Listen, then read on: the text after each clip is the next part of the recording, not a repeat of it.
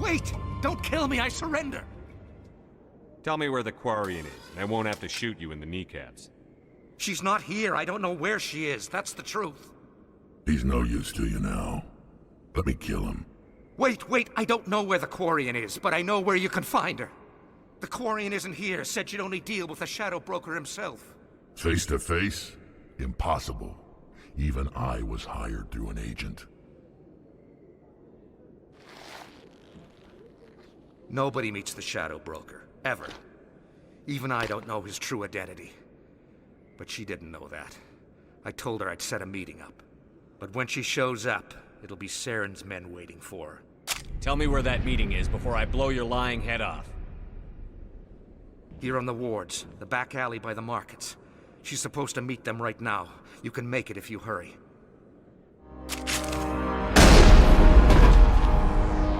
What are you doing? The Shadow Broker paid me to kill him. I don't leave jobs half done. A lot of people died because of him. He had it coming. Now let's move. We have to save that Quarian. Did you bring it? Where's the Shadow Broker? Where's Fist? They'll be here. Where's the evidence? No way. The deal's off.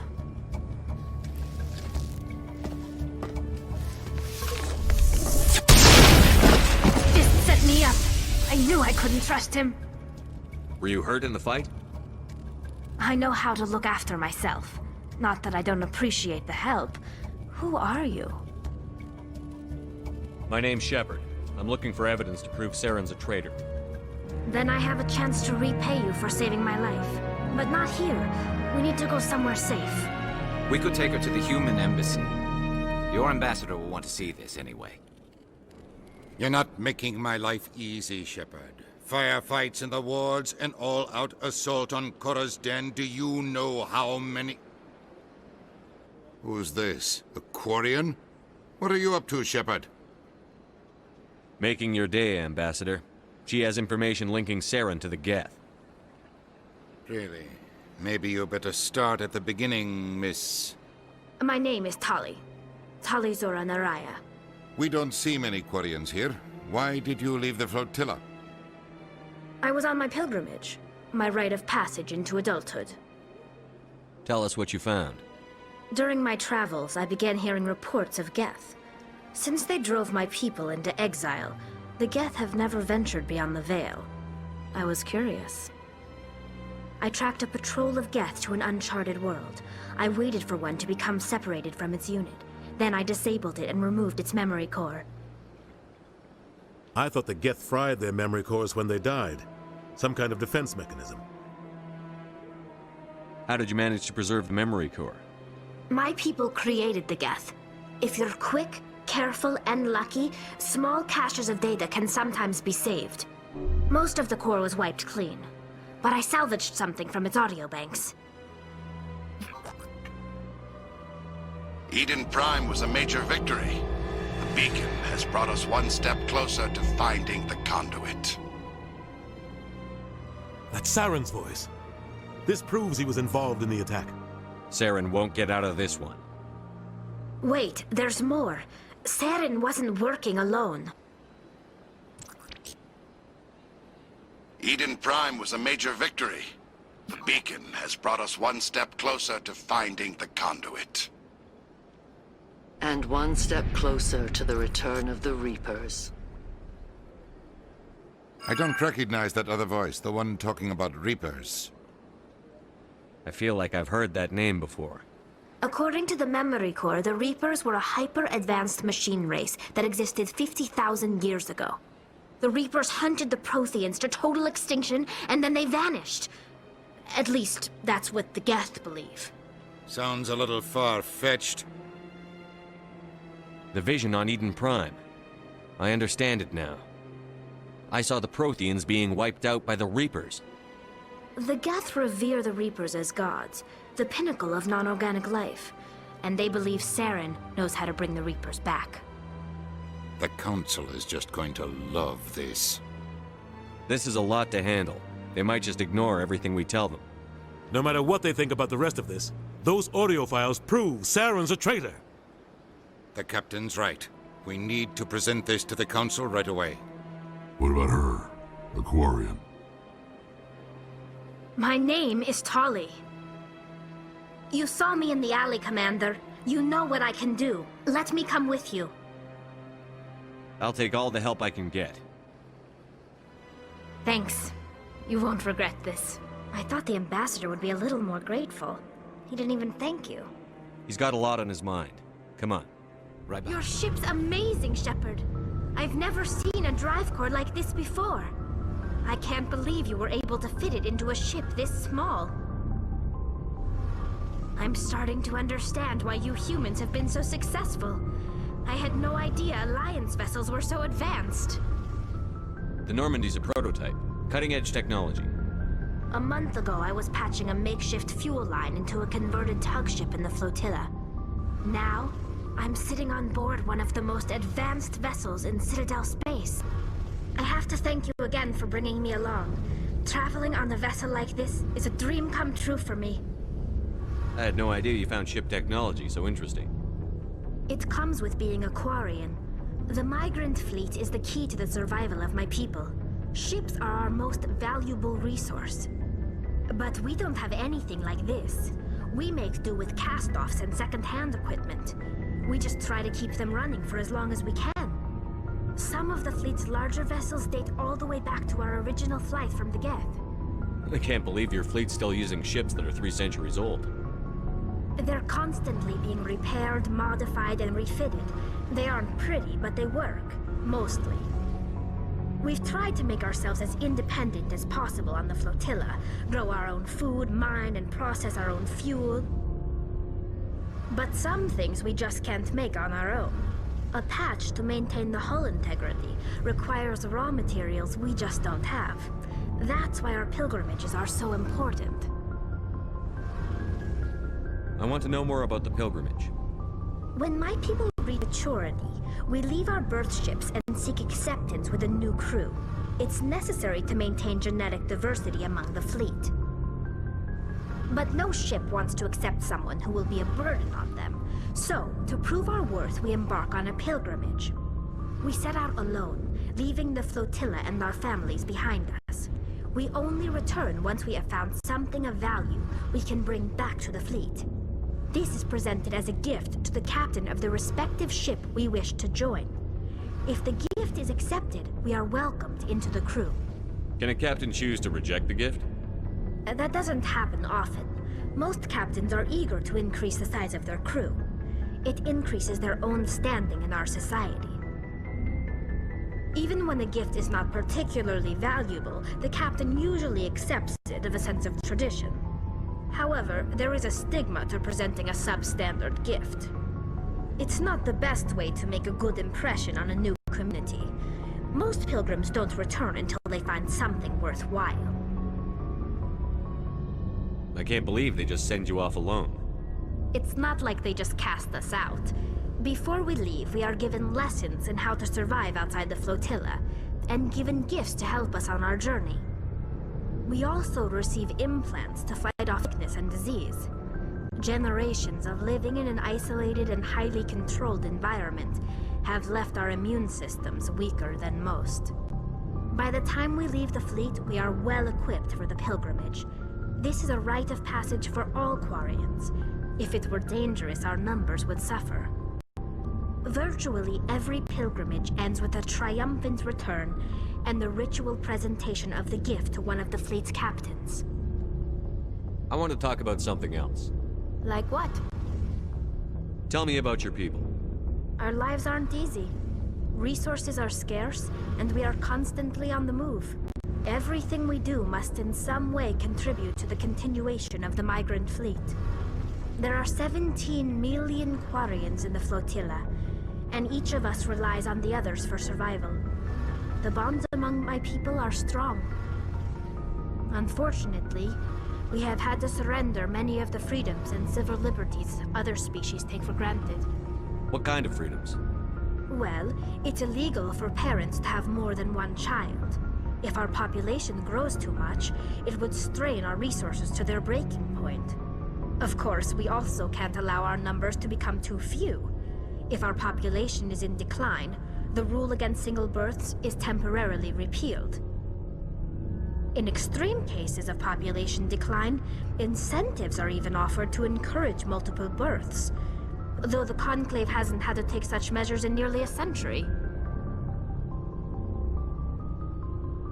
That's your government. The Conclave is our civilian branch of government. Each ship can elect a representative to serve on the Conclave and make decisions that affect the fleet as a whole. On matters that affect an individual ship, however, the captain has the final say. It's a tradition that dates back to the early days, when the fleet was governed by martial law. Fortunately, most captains nowadays are smart enough to have an elected council from their crew to give them advice and guidance.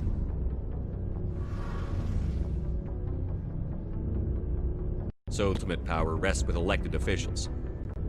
In practice, the Conclave and the respective council for each ship tend to set the rules that govern our daily lives. But in theory, we are still under military jurisdiction. The 5 top-ranking military officials in the fleet serve on the Admiralty Board. These 5 have the board to overrule any decision by the Conclave in case of emergency. To do so requires unanimous agreement among the Admiralty, and they can only do this once. After that, the entire board must resign their posts. It's a safeguard that served us well. In nearly 3 centuries, the Admiralty Board has only overruled the Conclave 4 times.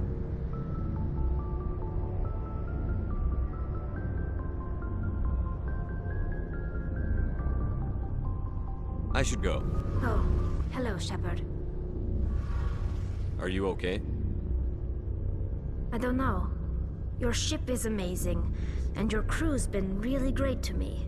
Especially your chief engineer. But I just sort of feel out of place. The Normandy runs so smooth it feels like we're not even moving. And the engines are so quiet. How do you sleep at night? The silence wakes you up? Back on the flotilla, the last thing you want to hear is silence. It means an engine's died or an air filter shut down. I guess you don't have to worry about that here. But old habits die hard.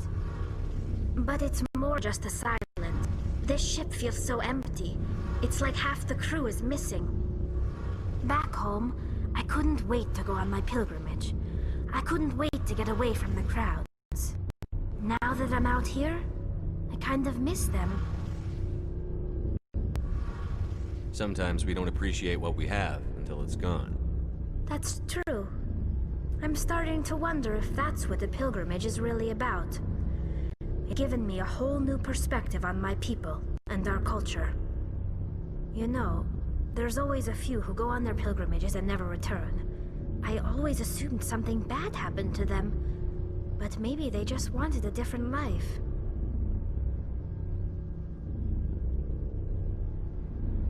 You do plan to return to the migrant fleet, right? I could never abandon my people, Shepard. I will go back eventually. But we have to stop Saren first. Otherwise, I might not have a home to go back to. I want to know more about the Geth. I doubt I can tell you anything you don't already know. It's been almost 3 centuries since they drove my people into exile.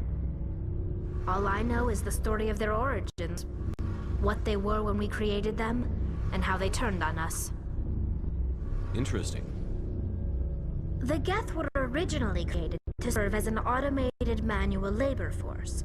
Initially, their intelligence was as limited as any VI. Over time, we made small modifications to their programming to allow them to perform more varied and complex tasks, bring them closer and closer to true AI status. How come the Council didn't step in and stop you? This wasn't true AI research. We may have been skirting the bounds of the law, but we never did anything that was actually illegal. The changes were so insignificant, so gradual, that we were able to control them. Or so we thought. But one thing we underestimated was the power of the neural network. 1 million Geth thinking simultaneously created an inherently unstable matrix. So, the Geth share brain power? Many of the Geth's logic systems were designed to work in concert with other nearby Geth. Basically, the more of them you have in the group, the smarter they are. So there's some sort of group consciousness. No, nothing like that. They cannot share sensory data or information. Their programming cannot handle that much simultaneous input. Each Geth maintains an individual awareness and identity. The neural network only operates on a process-based level. It's basically the synthetic equivalent of a subconscious. But when they're in close proximity, they can coordinate low-level functional processes, freeing up more capacity for original or independent thought. That doesn't make any sense. I'm probably oversimplifying. The Geth are incredibly advanced and complex creations. All you need to know is that they get smarter when they gather in large numbers. As we built more and more Geth, their effective intelligence became more sophisticated, more abstract. One day, a Geth began to ask its Quarian overseer questions about the nature of its existence. Am I alive? Why am I here? What is my purpose? As you can imagine, this caused any panic among my people.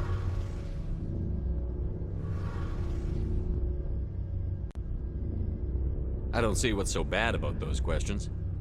The Geth were created to engage in mundane, repetitive, or dangerous manual labor. That's fine machines, but it won't satisfy a sentient being for long. The Geth were showing signs of rudimentary self-awareness and independent thought. If the Geth were intelligent, then we were essentially using them as slaves. It was inevitable the newly sentient Geth would rebel against their situation. We knew they would rise up against us, so we acted first. A general order went out across all Quarian-controlled systems to permanently deactivate all Geth. The Geth responded to this order violently. You can't blame them for fighting for their survival. We had no other choice. The Geth were already on the verge of revolution. By acting quickly, we had a chance to end the war before it began. The hope was that most of the Geth would still be little more than machines, incapable of organized resistance. But they had progressed much further than anyone anticipated. The war was long and bloody. Millions upon millions of Quarians died at their hands. In the end, we were forced to flee our own homeworld. We feared the Geth would pursue us, but they never came beyond there. Now we drift through space, exile, searching for a way to reclaim what was once ours. I should go. Shepard, I need to talk to you. It's important. Is something wrong? You know the data you took from those Geth control nodes? The information you uploaded to Alliance Control? I want a copy of it. You want to bring this data back to the migrant? Those files have information that could be vital to our efforts to understand the Geth. It could be the key to helping us reclaim our homeworld. It'll take years to decipher and analyze the data. Maybe even decades, but it's worth the time. This information will give us new insight into how the Geth have changed and evolved over the past centuries. Go ahead, make a copy. My people, I owe you a great debt, one I can never repay. The only thing I can offer in return is what you already have, my solemn promise to stay with you until Saren and his Geth armies are defeated. I never wanted anything more. Feels like we're getting near the end, doesn't it, Shepard? With Saren, I mean. It won't be much longer. One way or another, it'll all be over soon. You'll find the conduit before he does. I know you will. You have to. And after this is all over, when my pilgrimage ends and I go back to my own people, I'll be proud to say I was a part of it. We couldn't have done this without you, Tali. You've been good to me. A lot of people treat Quarians like second-class citizens. They just want us to go back to our fleet and disappear.